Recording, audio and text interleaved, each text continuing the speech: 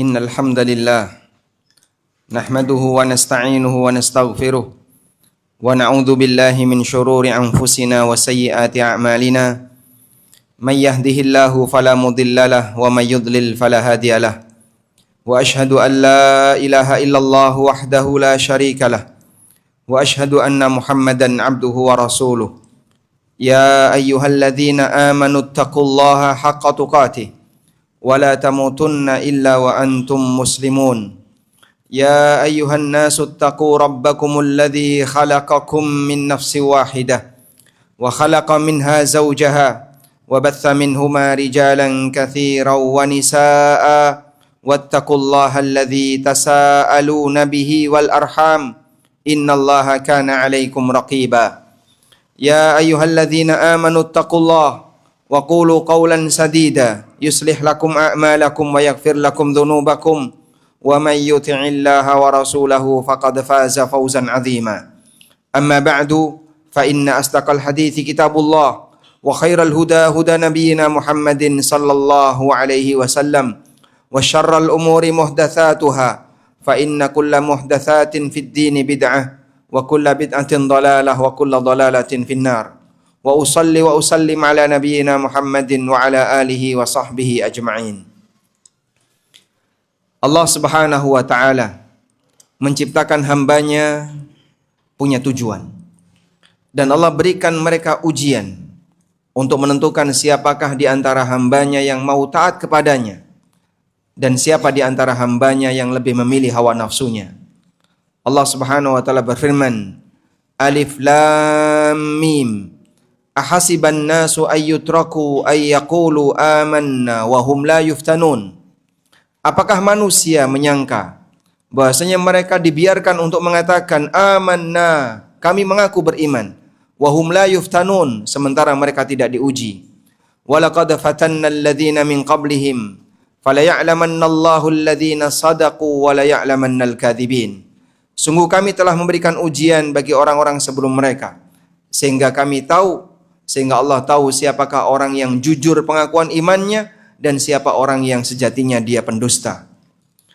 Ujian yang diberikan oleh Allah kepada hamba secara umum bisa kita bagi menjadi dua.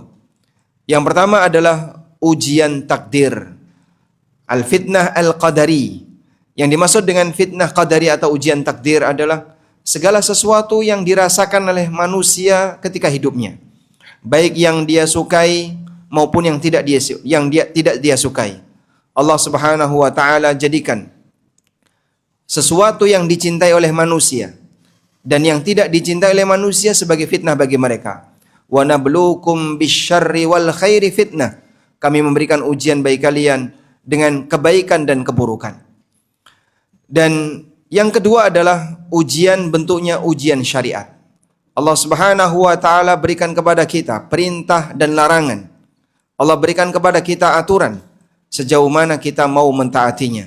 Dan ini merupakan tujuan manusia dan jin diciptakan oleh Allah, sebagaimana yang Allah tegaskan, "Wa ma khalaqtul jinna wal insa illa liya'budun." Tidaklah aku ciptakan jin dan manusia kecuali agar mereka beribadah kepadaku, yaitu dengan mentaati perintahku dan menjauhi laranganku. Hadirin jamaah Jumat dimulakan Allah Subhanahu wa ta'ala. Karena hidup ini penuh dengan ujian, maka kita dituntut untuk sabar. Sabar menghadapi ujian dalam masalah takdir adalah dengan berusaha untuk ridho terhadap ketetapan Allah Subhanahu wa ta'ala apapun yang kita alami. Bagi yang mereka mengalami sakit, dia dituntut untuk ridho. Bagi mereka yang mengalami ujian kemiskinan, dia dituntut untuk ridho. Bagi mereka yang mengalami musibah tertentu, dituntut untuk ridho. Demikian pula ketika dia mendapatkan nikmat, maka dia dituntut dan diajarkan untuk bersyukur. Sehingga siapa yang bisa sabar ketika mendapatkan ujian yang tidak nyaman, dan siapa yang bisa bersyukur ketika dia sedang mendapatkan nikmat, inilah manusia mukmin yang berhasil. Nabi SAW sampai terheran dengan orang yang seperti ini. Beliau SAW pernah mengatakan, "Ajaban li amril mu'min, inna amrahu kullahu khair, wa laysa dzalika li ahadin illa li mu'minin." Sungguh menakjubkan urusan orang yang beriman. Seluruh urusannya adalah baik. Dan itu tidak dimiliki oleh siapapun kecuali oleh orang yang beriman. In asabathu sarra'u syakara fakana khairan lah. Kalau dia sedang mendapatkan kenikmatan, dia bisa bersyukur, maka itu baik baginya. Wa in asabathu dharra'u sabara. Ketika dia sedang mendapatkan ujian yang buruk baginya, dia bisa bersabar, fakana khairan lah, dan itu baik baginya. Mungkin ketika kita sedang mendapatkan ujian yang tidak nyaman, kita merasa nggak betah. Baik yang sedang mengalami sakit, ujian ekonomi, ujian kemiskinan, dan yang lainnya. Tapi kita perlu ingat, itu tidak dialami oleh hamba selamanya. Ujian itu pasti berakhir. Berakhir dengan berlalunya waktu, sesuai dengan Allah Subhanahu wa taala kehendaki. Allah Subhanahu wa taala berfirman, la'allakum tatafakkaruna fid dunya wal akhirah. Agar kalian merenungkan tentang kondisi sejatinya terkait kehidupan dunia dan akhirat. Hasan al-Basri rahimahullah ketika membaca ayat ini, kemudian beliau mengatakan, wallahi liman tatafakkara amrad dunya wal akhirah. Demi Allah, bagi orang yang bisa mengambil pelajaran dan merenungkan kondisi sejatinya kehidupan dunia dan akhirat, maka dia akan bisa mengetahui, liya'lama anna dunya daru bala'in thumma daru fana. Dia akan tahu bahwasanya dunia ini sejatinya adalah negeri ujian. Siapapun yang hidup pasti akan diuji oleh Allah. Thumma daru fana'in, kemudian dunia ini akan binasa. Sehingga saat kita diuji oleh Allah dengan ujian yang tidak nyaman, apapun bentuknya, ada dua kemungkinan. Ujian itu berakhir dengan cara kita mati. Pada saat manusia mati, selesai ujian dunianya. Atau yang kedua, ujian itu berakhir dengan Allah Subhanahu wa taala mencabut ujian itu darinya. Ada orang mengalami sakit, ada orang mengalami kemiskinan, dia mungkin merasa enggak betah. Bisa jadi kemudian Allah Subhanahu wa taala ubah takdirnya. Allah jadikan dia orang yang sehat, atau Allah jadikan dia orang yang kaya. Atau yang kedua, dia sakit sampai mati, atau dia miskin sampai mati. Dan begitu dia mati, ujian itu berakhir. Sehingga Hasan al-Basri menegaskan, orang yang merenungkan kondisi dunia, dia akan menyadari, dunia ini daru bala'in thumma daru fana, negeri yang penuh dengan ujian, dan itu akan binasa. Wa annal akhirata daru jaza'in thumma daru baqa. Sementara akhirat adalah negeri yang isinya balasan dan itu berlangsung kekal. Maka seorang mukmin dituntut untuk waktu yang sebentar bersabar. Memang terkadang ada orang merasakan hidup pahit, gak enak, susah. Tapi itu tidak selamanya. Dia butuh berjuang untuk sebuah balasan yang sifatnya abadi, yaitu balasan di akhirat. Bagi mereka yang berhasil untuk bisa bersabar ketika dia menghadapi ujian takdir, ujian yang dia rasakan tidak nyaman, insya Allah dia akan bisa mendapatkan balasan yang indah. Sebab Allah Subhanahu wa taala berjanji, innama yuwaffas sabiruna ajrahum bighairi hisab. Sesungguhnya balasan orang yang sabar itu enggak pakai hitungan. Balasannya sangat besar. Selanjutnya, ujian yang kedua adalah ujian syariat. Ujian syariat adalah perintah, larangan, dan aturan yang Allah berikan kepada hambanya. Dan itu dimulai dari mana? Dari seorang hamba yang mau belajar. Sebab kita bisa mengenal mana perintah Allah, kita bisa mengenal mana larangan Allah, demikian pula kita bisa mengenal aturan Allah saat kita membuka diri untuk belajar. Belajar Al-Quran, belajar hadis Nabi SAW, sesuai dengan apa yang dipahami oleh para sahabat. Karena itulah manusia yang membuka diri untuk belajar disebut oleh Nabi SAW sebagai orang yang mendapatkan kebaikan dari Allah Ta'ala. Sebagaimana ditegaskan dalam hadis yang sahih, may yuridillahu bi khairan yufaqihu fid din. Barang siapa yang Allah kehendaki untuk mendapatkan kebaikan, maka Allah pahamkan dia dalam masalah agama. Sampai mereka yang berusaha untuk keluar rumah, menempuh sebuah jalan dalam rangka menuntut ilmu agama, Allah mudahkan baginya jalan menuju surga. Nabi SAW menegaskan, man salaka tariqan yaltamisu fihi ilman. Siapa yang menempuh sebuah jalan untuk menuntut ilmu. Menempuh jalan untuk menuntut ilmu ada dua. Yang pertama adalah jalan fisik. Bentuknya apa? Dia keluar rumah, ke majelis ilmu, ke lembaga pendidikan, pesantren. Dia menempuh jalan fisik untuk belajar. Yang kedua, menempuh jalan dalam rangka menuntut ilmu adalah dia murajaah, membaca buku-buku yang ditulis oleh para ulama, membaca catatan yang sudah dia buat ketika dia belajar, sehingga ilmu itu melekat di hatinya. Itulah menempuh jalan untuk belajar. Allah Subhanahu wa taala akan mudahkan baginya, sahhalallahu lahu bihi tariqan ilal jannah. Allah mudahkan baginya jalan menuju surga. Dan bentuk Allah mudahkan baginya jalan menuju surga ketika di dunia, Allah mudahkan dia untuk mendapatkan hidayah. Dan ketika di akhirat, Allah mudahkan dia untuk meniti sirat. Maka diawali dari satu kata, terbuka untuk mau belajar. Tidak semua orang bersedia belajar. Sehingga terkadang majelis ilmu ada di hadapannya.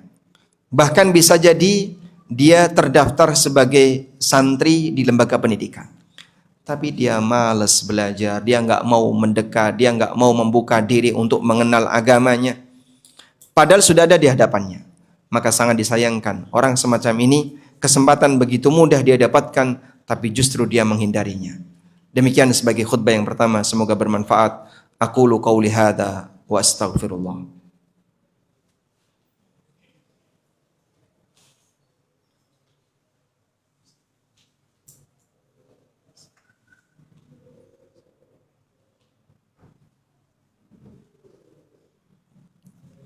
Alhamdulillahi wa kafa.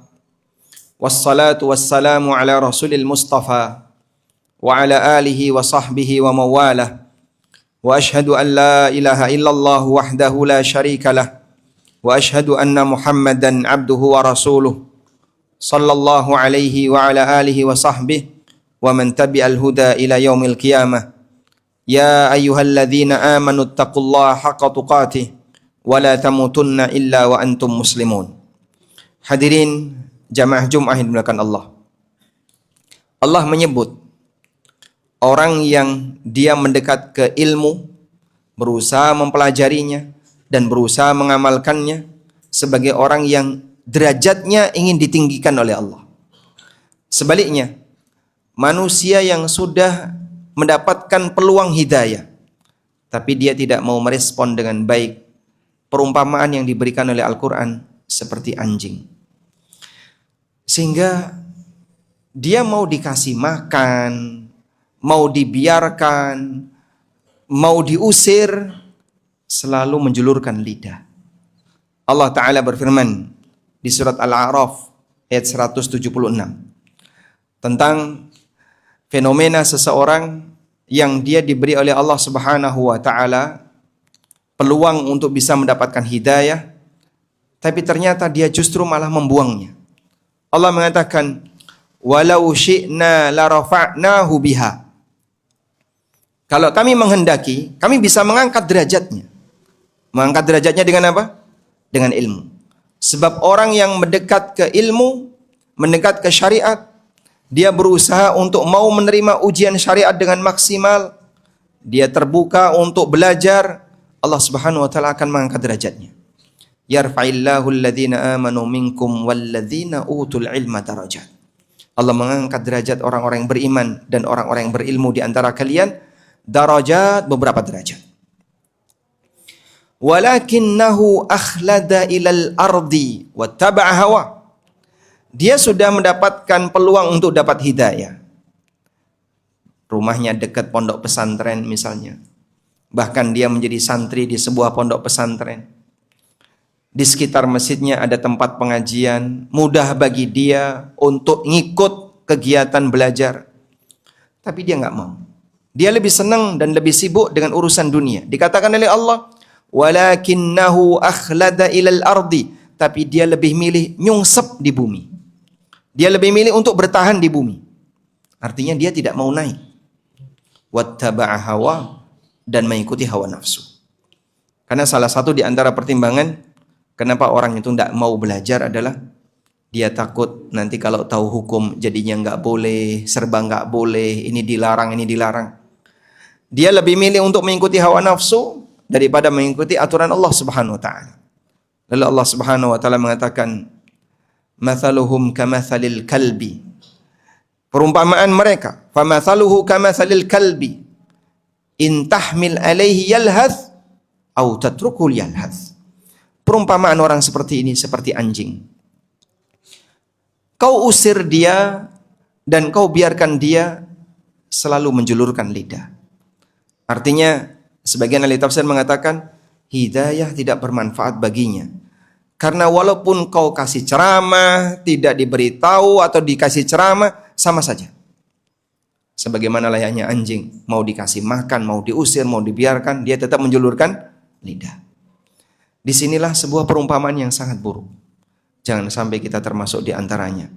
Sehingga mari kita sambut keberadaan peluang untuk bisa belajar bareng, baik di masjid, di pondok pesantren, dengan sambutan yang maksimal, agar ini bisa menjadi pemicu agar kita bisa mendapatkan hidayah yang lebih besar dari Allah Subhanahu wa taala.